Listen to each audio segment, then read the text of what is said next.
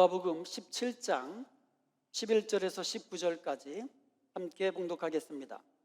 예수께서 예루살렘으로 가실 때에 사마리아와 갈릴리 사이로 지나가시다가 한 마을에 들어가시니 나병 환자 10명이 예수를 만나 멀리 서서 소리를 높여 이르되 예수 선생님이여 우리를 불쌍히 여기소서 하거늘 보시고 이르시되 가서 제사장들에게 너희 몸을 보이라 하셨더니 그들이 가다가 깨끗함을 받은지라. 그 중에 한 사람이 자기가 나은 것을 보고 큰 소리로 하나님께 영광을 돌리며 돌아와 예수의 발 아래에 엎드리어 감사하니 그는 사마리아 사람이라.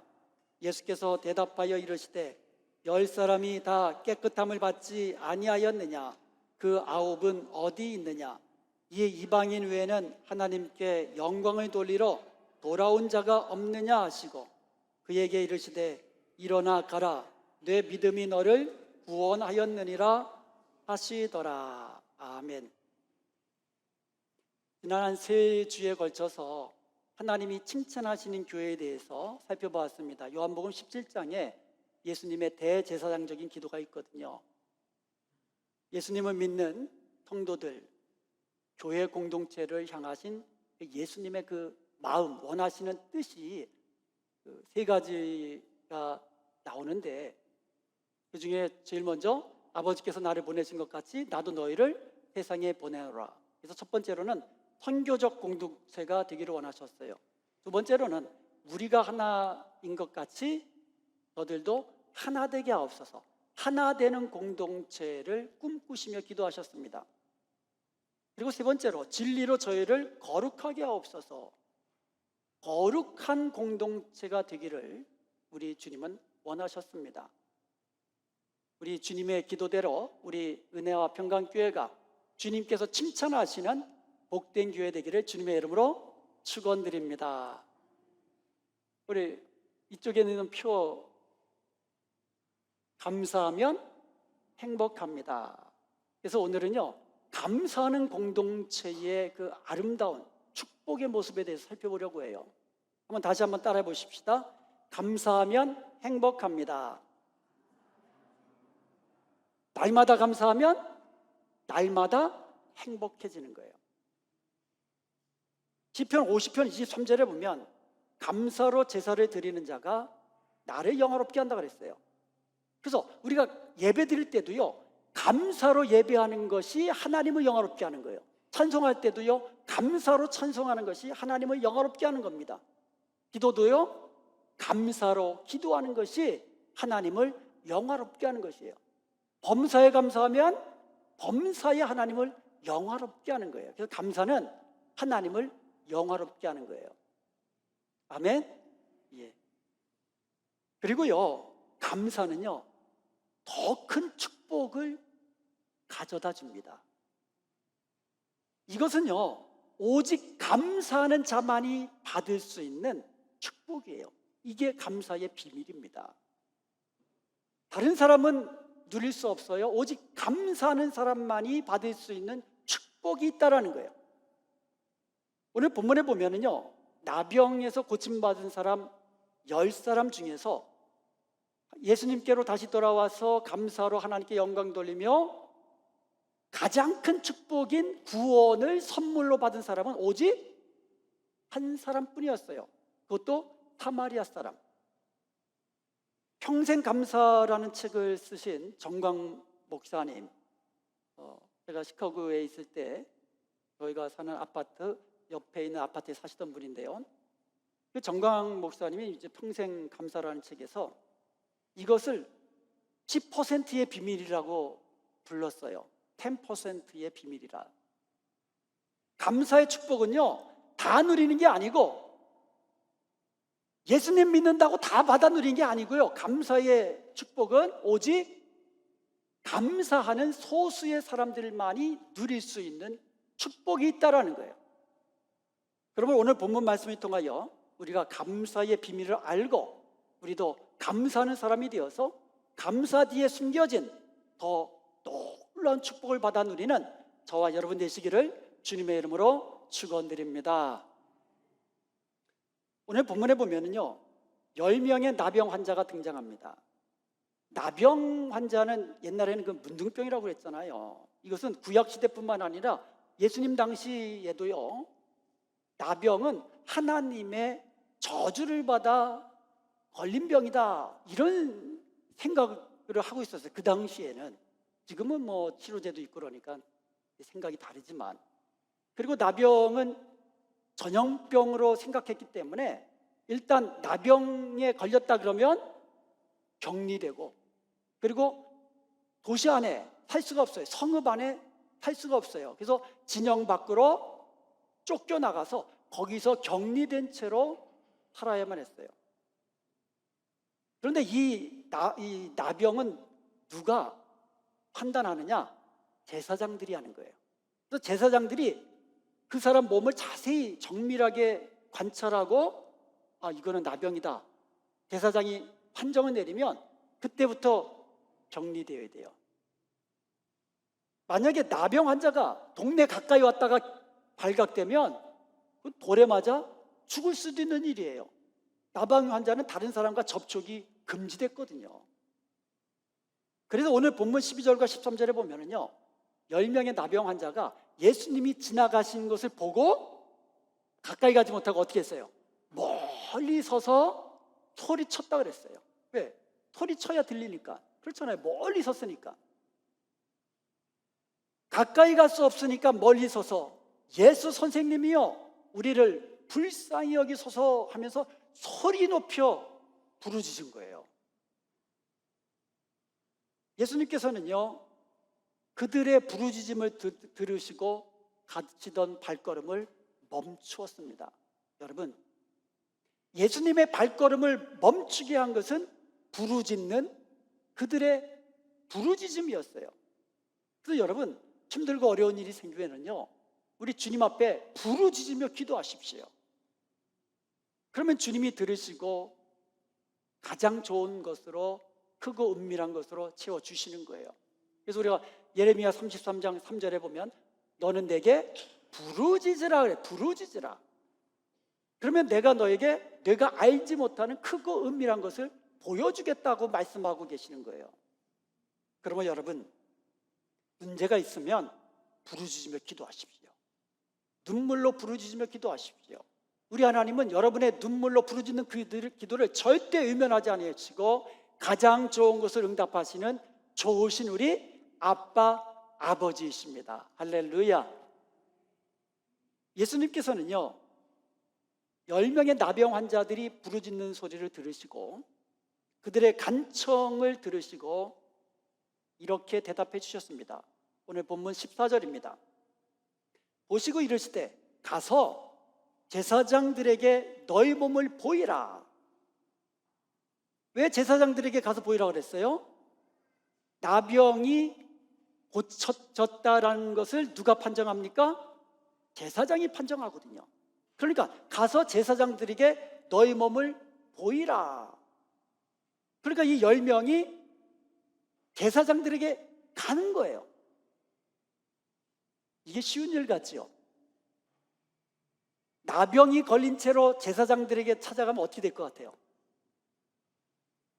어떻게 될 것 같아요? 그 제사장 죽이는 일이에요. 안 그렇겠어요?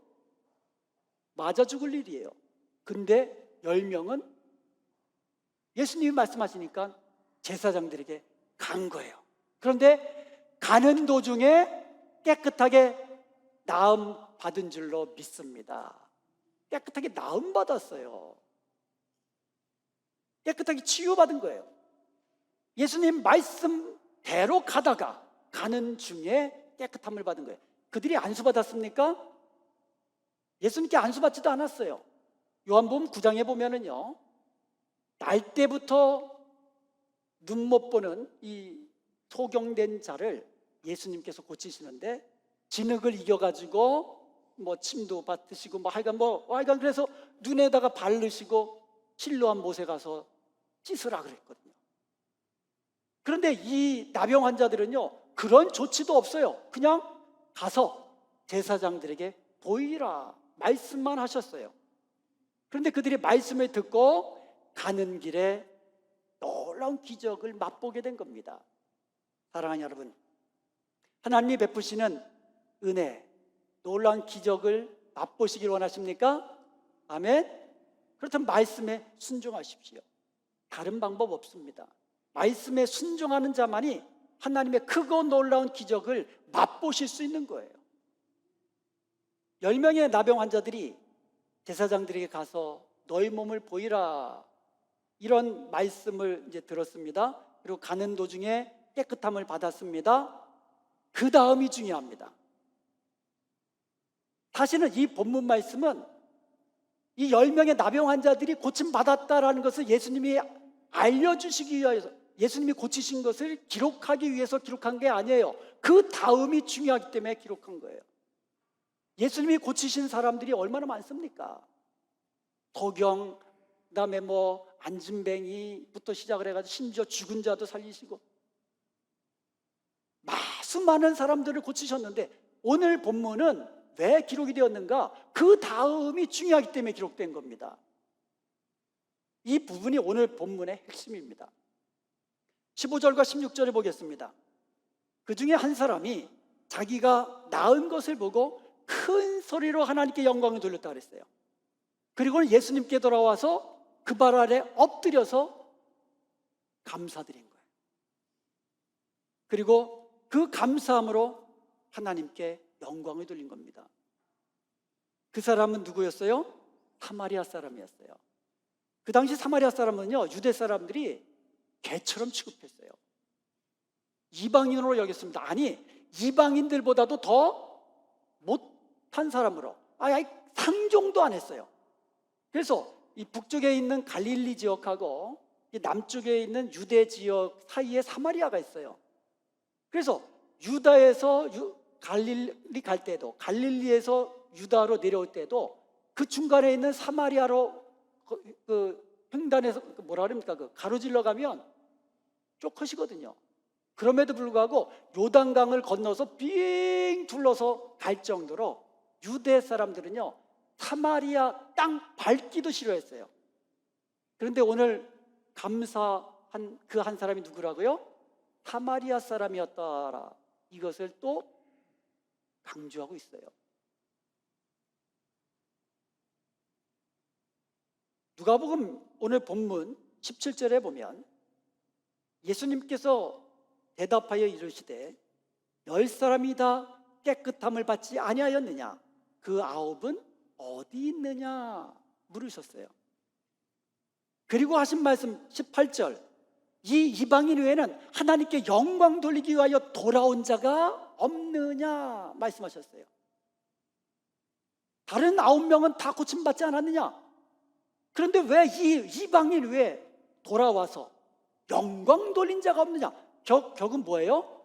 감사는 하나님께 영광 돌리는 것이다 라는 것을 우리가 알 수가 있습니다. 9명은 자기들 병이 다 고침받았어요. 그럼에도 불구하고 그 사람들은 온다 간다 말 없이 다 어디든지 가버렸어요. 오직 한 사람, 사마리아 사람만이 자기를 고쳐주신 예수님 앞에 엎드려 감사하면서 하나님께 영광 돌렸던 것입니다.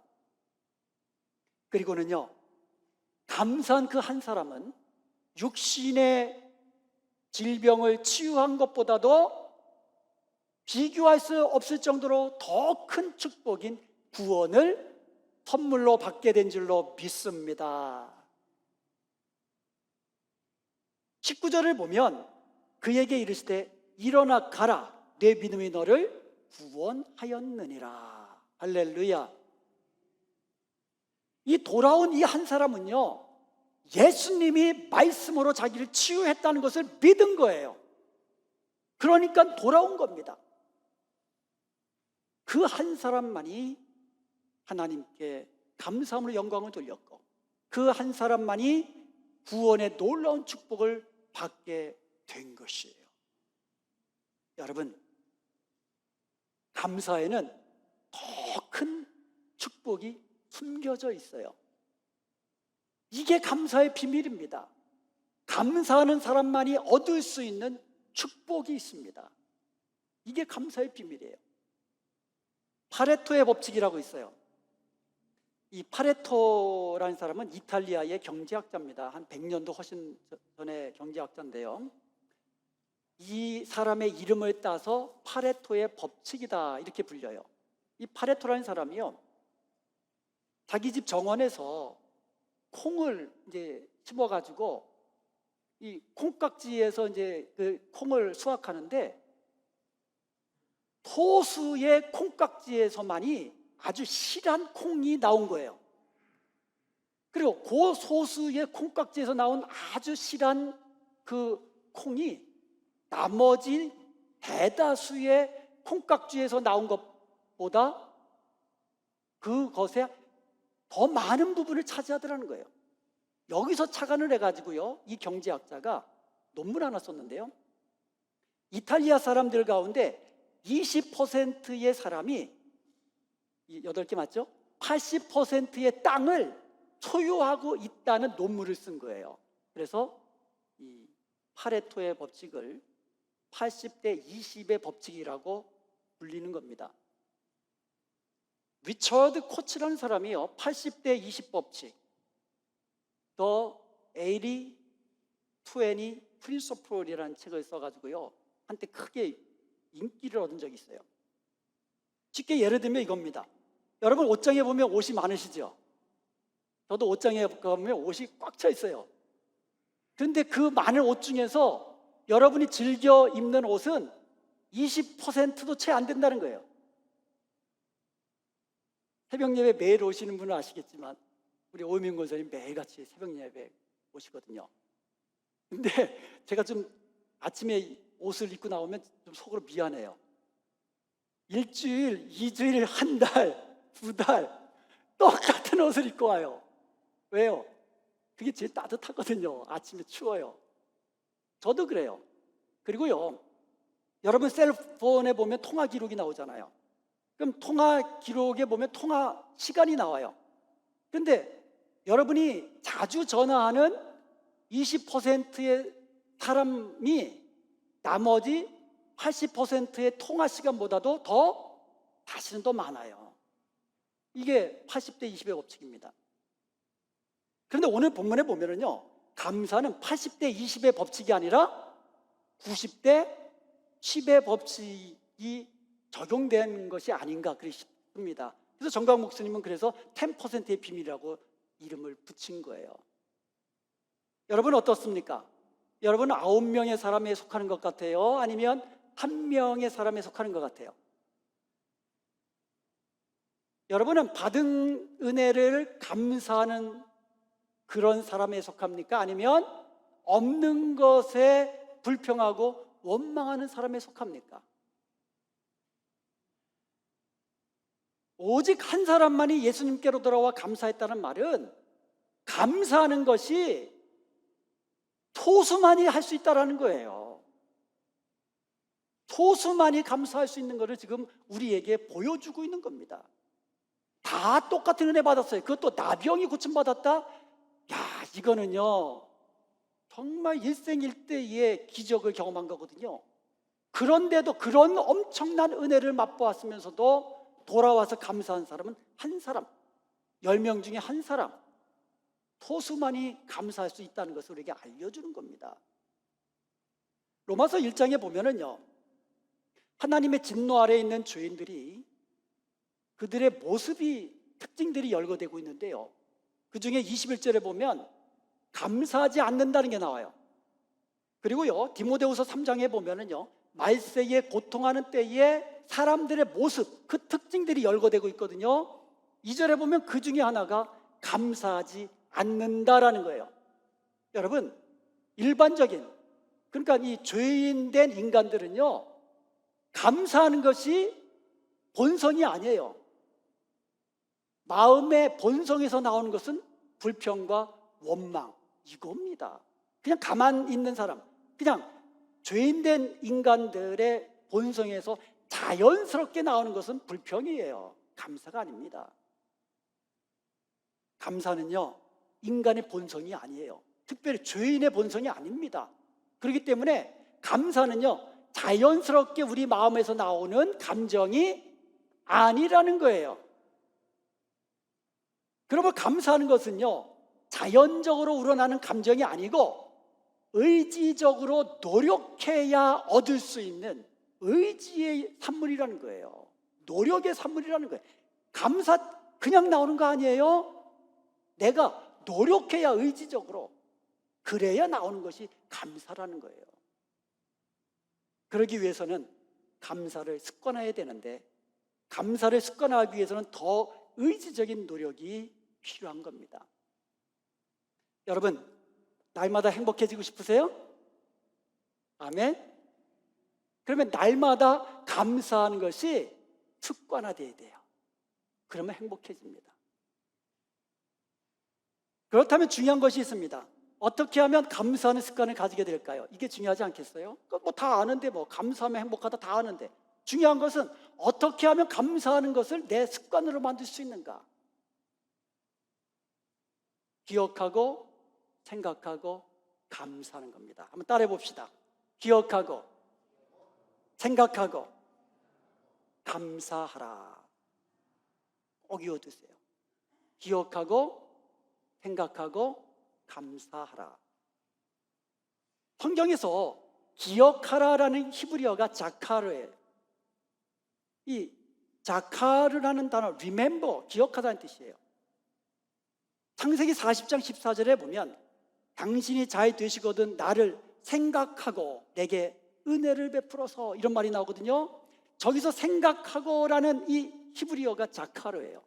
그러니까 자카르라는 단어는요, 기억하다, remember라는 이 뜻도 있고 think, 나를 생각해달라는 그런 의미도 있는 거예요. 같은 의미가 아니라 두 의미를 가지고 있는 단어예요. 그리고 영어로 think, 생각하라는 말하고 thank, 감사하다는 말, 어원이 같은 거예요. 여기서 우리는 감사를 습관화할 수 있는 비결을 찾아낼 수 있는 거예요. 기억하다, 생각하다, 감사하다, 이겁니다. 기억하고 생각하고 감사하면 됩니다.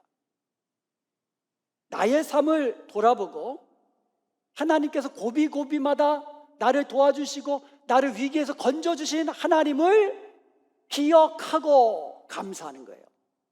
기억해야 감사가 나오는 거예요.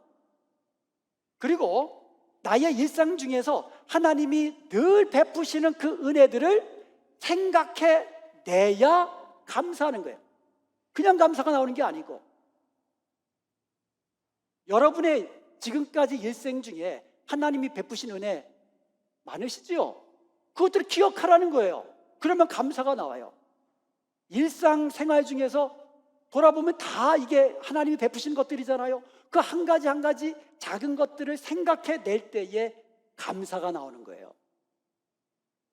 그러므로 우리는요, 감사는 내 마음에서 자동적으로 자연적으로 나오는 게 아니라 감사거리를 기억해내고 생각해내고 찾아내야 감사할 수 있다는 거예요. 아멘. 감사는 본능적으로 나오는 게 아닙니다. 의식적으로 기억해내고 생각해내고 찾아내야 돼요. 그렇게 해서 감사하는 사람이 되잖아요. 그러면 감사 뒤에 숨겨진 보물과 같은 그 축복들을 누리게 되는 겁니다. 이것이 감사의 비밀입니다. 그리고 이것은 오직 소수의 사람들만이 누릴 수 있는 축복인 것이에요. 저는 여러분들이요, 이 감사의 비밀을 알고 감사하는 사람 되시기를 원합니다. 그래서 감사하는 사람만이 누릴 수 있는 감사 뒤에 숨겨진 진짜 소중한 축복, 그 선물을 받아 누리며 행복하게 살기를 원해요. 진짜 여러분 행복하게 살기를 원해요. 이 비밀을 알고 감사하는 사람 되십시오. 그러기 위해서는 감사하는 것이 습관화되어야 되겠죠. 여러분, 날마다 감사 노트 쓰고 계세요? 쓰고 계시는 분은 아멘 해보세요. 제가 작년까지만 해도, 작년이라고 해도 한 달도 안 돼요 아직. 작년 한 달 전까지만 해도 제가 밥 먹을 때, 식사할 때에 꼭 한 숟갈 두 숟갈 남겨놓으면 이제 배가 부르거든요. 그러면 그때부터 고민을 합니다. 이걸 다 먹어야 되나 남겨야 되나. 제가 그런 사람이에요. 그래서 밥을 풀 때에 밥을 푸잖아요. 그래서 제 아내가 푸든지 제가 푸든지, 그러면 그 한 숟갈 두 숟갈 남겨둘 거 고민하기 싫어가지고 아예 한 숟갈 두 숟갈을 그냥 덜어서 가지고 옵니다. 그래서 제가 살 안 찌는 이유를 아시겠죠? 그 예배 후에 친교 시간에 이제 우리가 식사를 하잖아요. 그러면 밥을 퍼주는 뭐 권사님이나 집사님이 들은 제가 이렇게 자주 말씀드리는 것을 아마 아실 거예요. 권사님, 조금만 퍼주세요. 그런데 제가요, 한 주 전부터 제 아내에게 그냥 종종 하는 말이 있어요. 야, 요즘 왜 내가 이렇게 밥맛이 땡기지? 왜 이게 식욕이 돋지? 한 주 전부터요, 이 밥맛이 있어요.